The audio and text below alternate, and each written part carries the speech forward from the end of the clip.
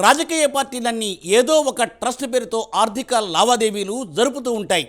లాభాపేక్ష లేని స్వచ్ఛంద సంస్థల మాదిరి రాజకీయ పార్టీలు లాభ నష్టాల ఖాతాలను నిర్వహించవు. ఇదే వాటికి కలిసి వచ్చే అంశం. మరోవైపు ఎలక్షన్ బాండ్ల ప్రవేశంతో ఇబ్బడి ముబ్బడిగా విరాళాలు వస్తున్నాయి రాజకీయ పార్టీలకు. పైగా 10 ఏళ్లు అధికారంలో ఉంటే చాలు, ఇక చెప్పాల్సిన పనే లేదు. విరాళాల వరద పారుతోంది.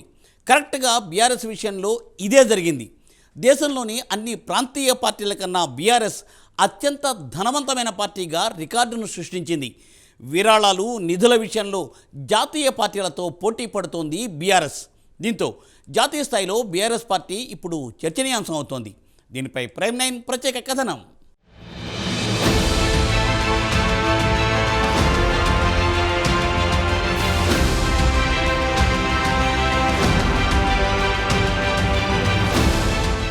విరాళాలు, ఆస్తులకు సంబంధించి బీఆర్ఎస్ పార్టీ రికార్డు సృష్టిస్తోంది. అత్యధిక ఆస్తులు కలిగి ఉండడంతో బీఆర్ఎస్ పార్టీ జాతీయ స్థాయిలో మరోసారి చర్చనీయాంశంగా మారింది. 2024 మార్చి 31 నాటికి ఆ పార్టీ ఆస్తులేకంగా 1618 కోట్లు కావడమే ఇందుకు కారణం. కేంద్ర ఎన్నికల కమిషన్కు ఆ పార్టీ అధికారికంగా సమర్పించిన రిపోర్ట్లో ఈ విషయాలు బయటపడ్డాయి. వాటిని కేంద్ర ఎన్నికల సంఘం తాజాగా ప్రకటించింది. దీని ప్రకారం పార్టీ వద్ద బ్యాంకు బ్యాలెన్స్ 1110 కోట్లు ఉంది. 2023-24 ఆర్థిక సంవత్సరంలో విరాళాల ద్వారా 580.52 కోట్లు రాగా, బ్యాంకుల్లో ఫిక్స్డ్ డిపాజిట్ల ద్వారా మరో 101.76 కోట్లు ఆదాయం వచ్చాయి. మొత్తంగా 685.5 కోట్ల రూపాయలు ఆదాయంగా చూపించారు. అందులో 254 కోట్లు ఖర్చు చేశారు. 2023 మార్చి 31 నాటికి పార్టీ వద్ద డబ్బులు 680.20 కోట్లు ఉండగా, 2024 మార్చి 31 నాటికి మరో 430 కోట్లు అదనంగా చేరాయి. దీంతో ఆ పార్టీ బ్యాంకు బ్యాలెన్స్ 1110 కోట్లకు చేరింది. తెలంగాణలో 2023 నవంబర్లో జరిగిన ఎన్నికల్లో పోటీ చేసిన బీఆర్ఎస్ దాదాపు 197 కోట్లు ఖర్చు చేసినట్లు ఆడిట్ రిపోర్ట్లో పేర్కొంది. ఇవి కేవలం అధికారిక లెక్కలు మాత్రమే.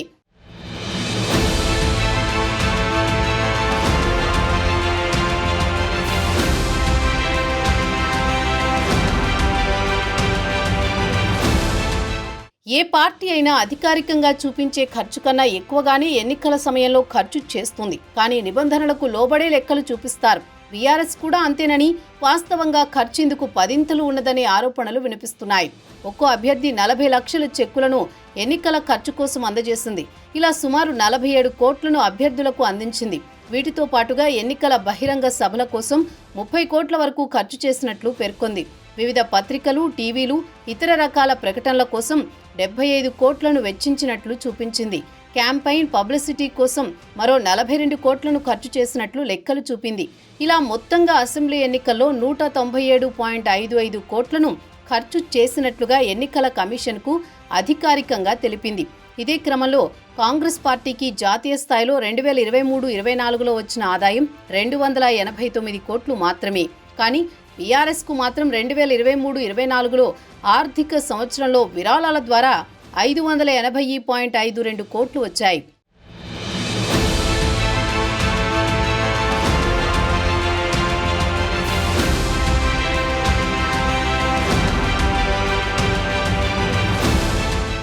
బీఆర్ఎస్ పార్టీ సొంత రాష్ట్రంలోనే కాకుండా ఇతర రాష్ట్రాల్లోనూ పార్టీ ఆఫీసులను నెలకొల్పింది. టీఆర్ఎస్ పార్టీ బీఆర్ఎస్ పేరుతో జాతీయ పార్టీగా మారి తర్వాత ఢిల్లీ, మహారాష్ట్ర, మధ్యప్రదేశ్లోనూ పార్టీ ఆఫీసులను ఏర్పాటు చేశారు. పార్టీ ఆఫీస్ నిర్మాణం కోసం ఢిల్లీలో కేంద్ర ప్రభుత్వం భూమిని కేటాయించగా, అక్కడ భూమికి తగిన రేటు చెల్లించి కార్యాలయాన్ని నిర్మించారు. ల్యాండ్ కోసం 1.78 కోట్లను వెచ్చించగా, భవన నిర్మాణానికి 13.73 కోట్లు ఖర్చు చేశారు. మహారాష్ట్రలోని పూణే ఆఫీస్కు 14.38 కోట్లు, నాగపూర్ ఆఫీస్కు 8.60 కోట్లు వెచ్చించారు. మధ్యప్రదేశ్ పార్టీ నిర్వహణకు 25 లక్షలు, ఢిల్లీ పార్టీ ఆఫీస్ సొంత భవనం నిర్మాణానికి ముందు అద్దెకు 1.47 కోట్లు ఖర్చు చేశారు. కోకాపేటలో 11 ఎకరాల విలువైన భూమిని కేవలం 7.07 కోట్లకే దక్కించుకున్నారు. జిల్లా పార్టీ కార్యాలయాల నిర్మాణానికి 17.10 కోట్లు, వీటి కోసం భూమి కొనుగోలుకు 1.21 కోట్లను ఖర్చు చేశారు. ఫర్నిచర్ కోసం 26.25 లక్షలు, కంప్యూటర్ల కోసం 33.86 లక్షలు, వాహనాల కోసం 3.42 కోట్లు, ఏసీల కోసం 82.73 లక్షలు వెచ్చించారు.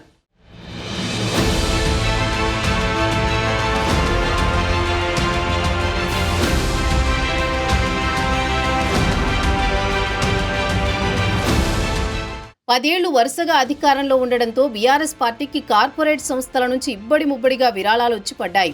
దీంతో దేశంలోనే ప్రాంతీయ పార్టీల కన్నా అత్యంత ధనిక పార్టీగా గుర్తింపు పొందింది. విరాళాలు, ఆస్తుల విషయంలో జాతీయ పార్టీలతో పోటీ పడుతోంది బీఆర్ఎస్. 2023-24లలో ప్రాంతీయ పార్టీలలో ఎలక్టోరల్ ట్రస్ట్ ఫండ్ల ద్వారా 85 కోట్లను పొందింది. ఈ మార్గంలో అత్యధిక విరాళాలు పొందిన పార్టీగా బీఆర్ఎస్ నిలిచింది. మొత్తం ఒకే ట్రస్ట్ ప్రూడెంట్ నుంచి వచ్చింది. రాజ్యసభలో బీఆర్ఎస్ ఎంపీ హెటెరో గ్రూప్ కంపెనీలు చైర్మన్ బండి పార్థసారథిరెడ్డి నడుపుతున్న కంపెనీల నుండి కనీసం 70 కోట్లు అందుకుంది. ఎలక్టోరల్ ట్రస్ట్ ఫండ్ల ద్వారా విరాళాలు స్వీకరించిన పార్టీలలో దేశంలోనే బీజేపీ మొదటి స్థానంలో ఉంది. 856 కోట్ల రూపాయలు ఎలక్టోరల్ బాండ్ల ద్వారా విరాళాలొచ్చాయి. కాంగ్రెస్కు 157 కోట్ల విరాళాలతో రెండవ అతిపెద్ద లబ్ధిదారుగా నిలిచింది.